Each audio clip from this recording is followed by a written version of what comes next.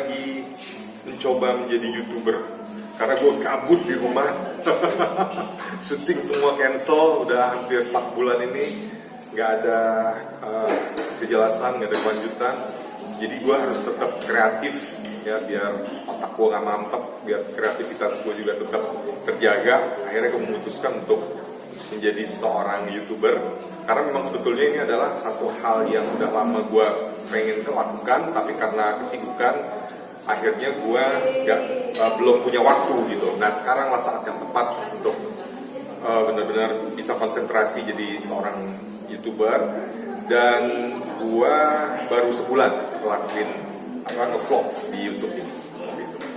Walaupun YouTube ini juga kan nggak langsung bisa menghasilkan, tapi minimal di masa depan insya Allah ada harapan gitu ya, bahwa dari YouTube ini kita juga bisa mendapatkan penghasilan seperti YouTuber-YouTuber yang sudah maju, yang sudah yang sudah jaya, yang sudah hebat.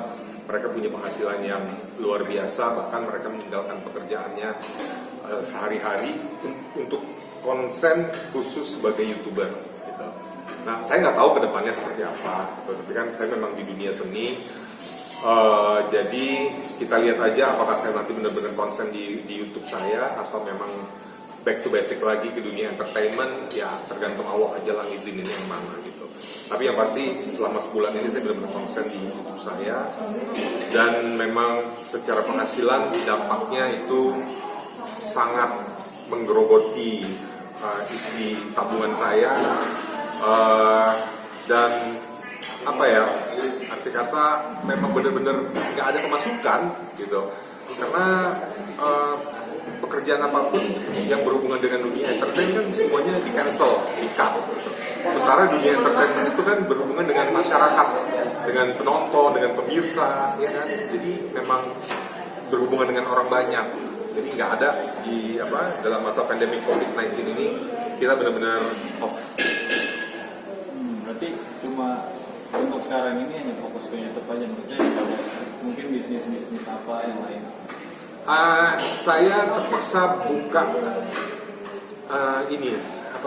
gudang saya. Saya kan punya barang antik, punya konaktif gitu. Nah itu yang kira-kira saya kurang suka gitu, saya jual-jualin aja barang-barang antiknya. Lumayan lah dapat dari situ. Kan pasar barang antik tetap masih ada gitu. Jadi pendapatan saya selain dari tabungan ya dari barang antik itu. Barang antik apa Mas yang contoh mungkin nilainya paling gede yang dijual, sudah dijual? Jual murah. Jadi kalau mau beli barang antik sekarang nih waktunya, karena benar-benar udah nggak bisa ngarepin harga yang sesuai, udah nggak bisa ngarepin harga, kamu cari untung yang benar-benar gede. Jual dengan harga beli aja tuh udah beruntung banget buat situasi seperti sekarang ini. Relatif harganya macam-macam ya, dari yang harganya ratusan ribu sampai yang jutaan itu semuanya ada gitu.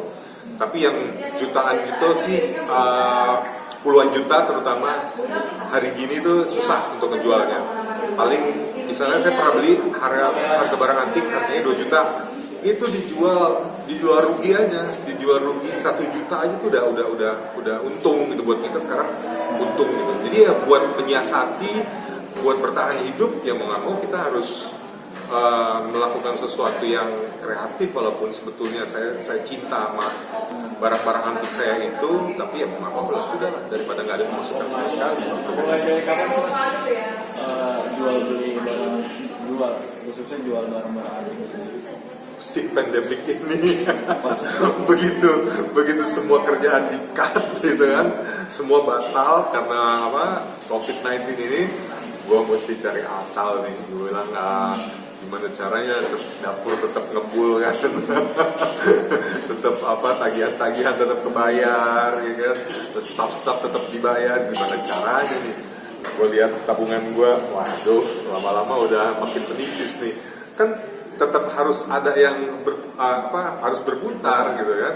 Sementara gue nggak punya kegiatan lain di samping dunia entertain. Jadi akhirnya gue harus jual-jualin barang-barang antik gua di gudang itu banyak banget gitu kan. Tadinya memang planningnya ke depannya mau bikin semacam rumah singgah, tapi aksesorisnya tuh barang-barang antik gue itu. Cuman karena terhalang COVID-19 ini, dananya juga udah terpakai semua, akhirnya ya sudahlah, gue jual-jualin itu aja. Jadi ibaratnya ya bisnis barang antik, kerennya seperti itu. Mas, ini kan tadi Mas bilang selama pandemi ini nggak ada pemasukan ya, dan jual barang antik supaya tetap bisa membayar mungkin tagihan-tagihan. Iya.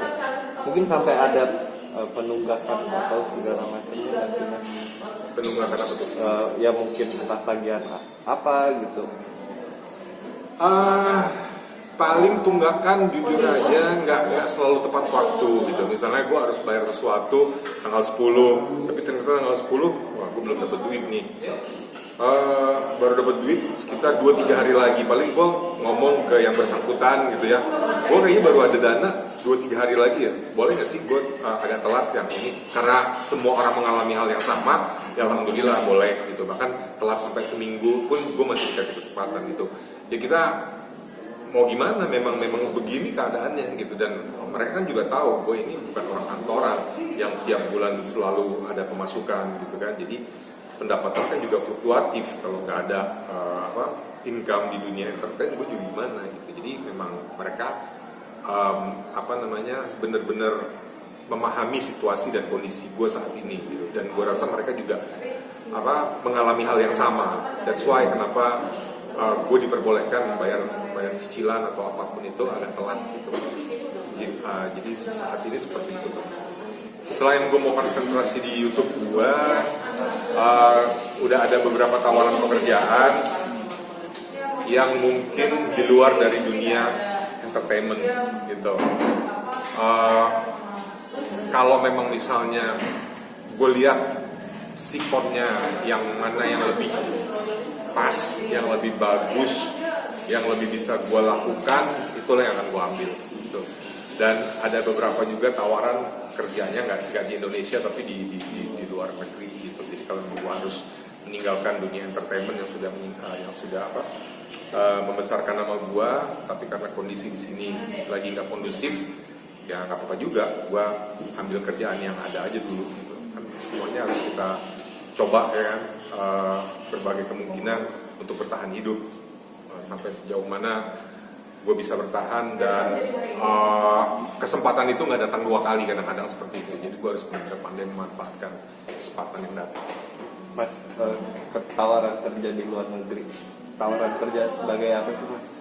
Gue nggak bisa ngomonginnya dulu gitu, nanti gue takutnya nih nggak jadi gitu. Kan nggak enak, udah diomongin duluan. Tapi yang pasti gue cuma bisa bicara itu ada beberapa tawaran kerja di luar negeri. Ada satu yang berkaitan dengan bidang wisata, ada gitu. Ada yang bidang sosial, ada gitu.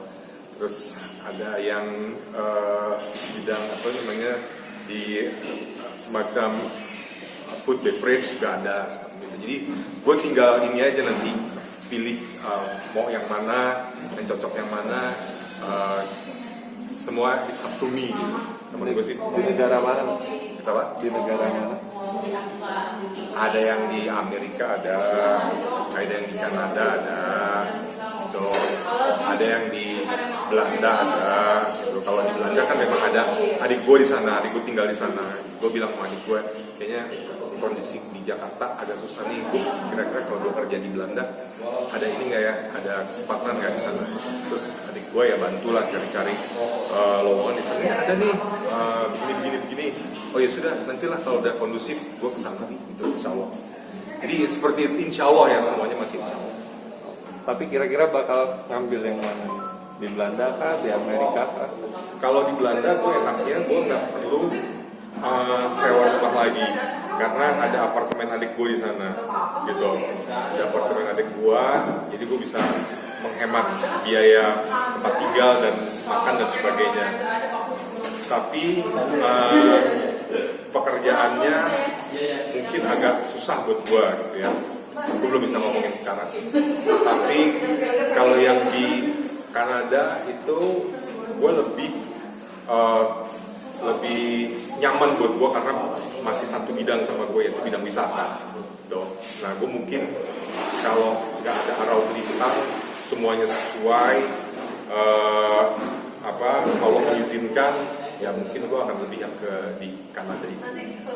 Oke mas, buat YouTube ini, project apa aja sih yang udah dibuat Mas Chris? Oke, YouTube gue itu baru sebulan usianya gitu. Jadi belum banyak hal yang bisa gue ungkapkan di YouTube gue karena gue masih banyak banget konten-konten yang ingin gue tawarkan gitu ke pemirsa YouTube, karena kan gue juga masih belum paham YouTube gue ini larinya nanti mau kemana nih gitu, karena gue masih nyari polanya, nyari formatnya. Jadi gue banyakin aja dulu variatif aja dulu. Gue tawarin konten A, konten B, konten C. Nanti gue lihat viewernya paling banyak yang mana. Nah itulah yang gue akan kasih ke pemirsa Isak. Jadi sejauh ini masih gado-gado. Yang pertama yang viewernya banyak itu kalau gue bikin cover lagu-lagu jadul gitu. Karena gue gak cuma sekedar cover, tapi gue bikin video klipnya juga gitu. Jadi gak cuma sekedar gue nyanyi terus ada mic di sini gitu kan, boring. Jadi gue bikin video klipnya juga. Jadi mungkin orang ngelihatnya lebih ini aja, lebih Krista bener-bener niat nih bikin covernya, nggak cuma sekedar ada mic di situ terus di cover lagu kayak gitu. Itu viewernya lumayan banyak. Nah terus gue baru nyoba untuk